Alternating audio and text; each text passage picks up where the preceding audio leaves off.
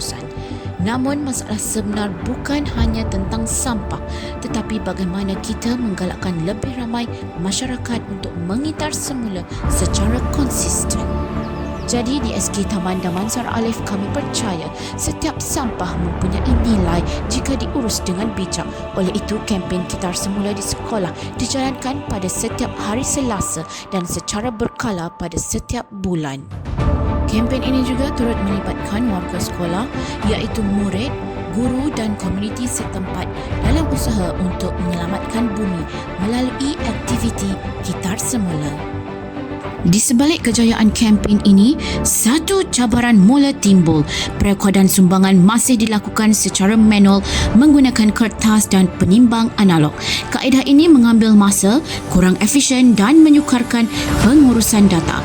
Justru, di Alif EcoSkill dibangunkan sebagai penyelesaian digital yang lebih pantas, tepat dan sistematik. Cikgu, ni berapa kilo cikgu? Inilah masalahnya. Cikgu, yang mana? Yang mana pula? Sana nak tengok, situ nak tengok. Nak tengok mana satu? Kita beralih ke RFID untuk memudahkan perekodan rekod Kitar Semula.